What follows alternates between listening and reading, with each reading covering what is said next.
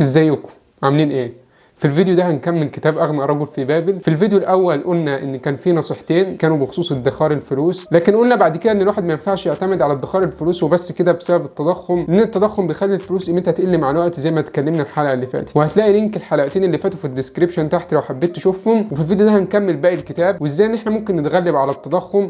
النصيحه الثالثه اللي اغنى رجل في بابل اللي هو اركاد نصح الناس بيها ان لما يحوشوا فلوس لازم يحاولوا يكبروا الفلوس ديت، ما يسيبوهاش زي ما هي، وده بيبقى عن طريق الاستثمار. والاستثمار ده هو لما بيكون في شخص او شركه عندهم مشروع كويس وعاوزين يكبروا البيزنس بتاعهم ده، فبيبقى فيه مستثمر لو هو مؤمن بفكره المشروع ومؤمن ان هو مشروع بيحل مشكله ومؤمن في الاداره اللي هي بتدير المشروع ده، فهو بيديهم الفلوس بتاعته بيكبروها ويشغلوها له، وبكده هتلاقي ان الطرفين الاثنين كسبانين، سواء المستثمر اللي ادى فلوسه للناس ديت وكبرتها له، والشركه كمان استفادت من فلوس المستثمر ده واستخدمتها في تكبير المشروع بتاعه، فبيبقى الشركه استفادت والمستثمر وكمان استفاد. ودي الفكره اللي بتقوم عليها سوق البورصه. وثروه الشخص مش بتتقاس بالفلوس اللي معاه، لكن بتتقاس بقيمه الاصول اللي الشخص ده ماسكها، بقيمه الفلوس اللي هو مشغلها ومستثمرها وبتدور في السوق. والفلوس اللي انت بتستثمرها ديت ممكن تعتبرها زي الموظفين اللي هم شغالين عشانك، شغالين لحسابك وبيجيبوا لك فلوس اكتر، فانت مش بتشتغل عشان الفلوس، لا ده انت خليت الفلوس هي اللي بقت بتشتغل عشانك انت. والاستثمار بيعمل عوائد عاليه جدا بس على المدى البعيد، لان العوائد بتاعه الاستثمار بتكون عوائد مركبه،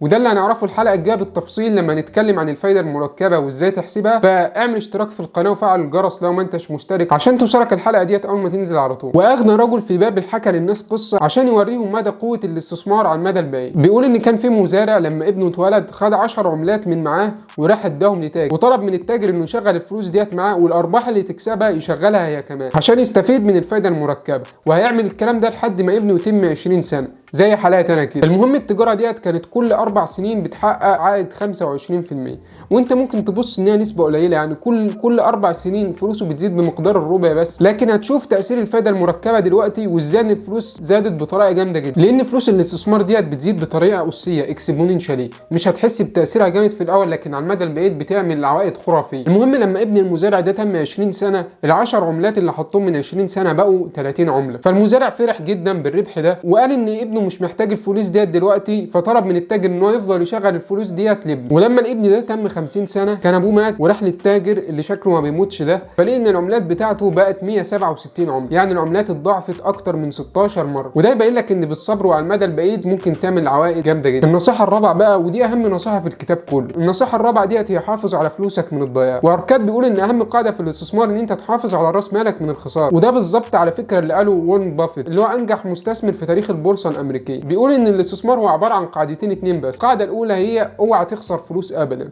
والقاعده الثانيه اوعى عمرك تنسى القاعده الاولى. وهنناقش سوا ايه هي اهم الاسباب اللي بتخسر الناس فلوس في الاستثمار، وفعلا الاسباب ديت موجوده في سوق المال وهي اكتر اسباب بتخسر الناس فلوس. وانا برضو كنت هقع في غلطه هو حذر منها في الكتاب هنا وكانت هتكلفني كل راس مالي حرفيا. اول غلطه المستثمرين يقعوا فيها ان المكاسب الكبيره بتغريهم وما بيبصش على المخاطر الممكنه، واي استثمار لازم بيكون فيه نسبه مخاطره، ولو حد قال لك ان مفيش مخاطر خالص والربح مضمون انت اجري من قدام الشخص ده لانه غالبا نصاب. طيب بتدرس المخاطره ازاي؟ بتبص على احتمال الخساره واحتمال الربح، لو احتمال الخساره كبير يبقى انت تبعد عن الاستثمار ده تمام، وده اللي حصل معاه من فتره وكان هيخسرني كل فلوس. المخاطره ديت ان كان في اداه ماليه في اسواق البورصه والعملات الرقميه اسمها الرافعه الماليه او الليفرج ده بيضاعف ارباحك، ممكن يضاعفها ضعفين، ممكن يضاعفها 10,000، لكن الليفرج ده خطير جدا لان انت لو خسرت نسبه معينه الحساب بتاعك هيتصفر تماما، وده بتعتمد على حسب كميه الليفرج اللي انت داخل بيها، وهبقى اشرح الليفرج ده في حلقه كامله بعد كده ومدى خطورته. المهم انا كانت الارباح اغرتني جامد جدا من اداه الليفرج دي، لكن في اخر لحظه بصيت على المخاطره ولقيت ان المكسب منها حاجه شبه مستحيل وان المخاطره عاليه جدا لان انا بخاطر بكل راس مال، والحمد لله بعدت عن المخاطره ديت وما استخدمتش الليفرج، وده كان من افضل القرارات الاستثماريه اللي انا خدتها. ودايما هتلاقي نسبه المخاطره العاليه في الحاجات اللي هي بتحقق ارباح عاليه وبسرعه كبيره جدا، وعمليات النصب والاحتيال بتيجي من هنا. تلاقي واحد يجي يقول لك هات لي فلوسك اشغلها لك وهجيب لك 20% شهريا، يا راجل ده المخدرات ما بتجيبش ال 20% شهريا دي. وزي ما الكاتب قال في الكتاب فالفلوس بتهرب من الشخص اللي بيحاول ان هو يجبرها على انها تعمل له ارباح غير معقوله وغير ممكنه. طب انت لقيت مشروع نسبه الخساره فيه قليله وليكن مثلا 10% وكانت نسبه المكسب هي 90%، طيب هل انت تدخل المشروع ده على طول كده؟ لازم بتشوف المخاطره بتاعت المشروع ده هل انت تقدر تستحملها ولا لا، لان ممكن ال 10% دول يحصلوا وال90% ما يحصلوش، فبتسال نفسك تشوف هل الخساره ديت لو انت خسرتها انت تقدر تستحملها، تقدر تعوض الفلوس ديت في وقت قصير؟ وهل انت عندك مسؤوليات ولو خسرت الخساره ديت ممكن تاثر عليك في حياتك؟ انا بسال نفسي الاسئله ديت قبل ما ادخل اي قرار استثماري، والاسئله ديت هي اللي بتعرفني هل انا جاهز ادخل المخاطره ديت ولا لا. يبقى احنا كده قلنا السبب الاول لخساره الفلوس في الاستثمار، يبص على المكاسب بس ويغمى عينه عن المخاطره والخساره اللي ممكن يخسرها. طب ايه هو السبب الثاني؟ السبب الثاني انك تستثمر فلوسك مع حد او مع شركه هم مش مؤهلين لكده. واركاد عنده قصه بيقول ان هو خسر كل فلوسه في اول استثمار ليه، لان هو استثمر فلوسه مع واحد ما كانش ليه خبره في الشغل اللي هو استثمر معاه فيه. والقصه ديت ان اركاد حب يستثمر فلوسه اللي هو حوشها في تجاره الجواهر، واستعان بواحد هو مش جواهرجي لكن بيصنع قرميد.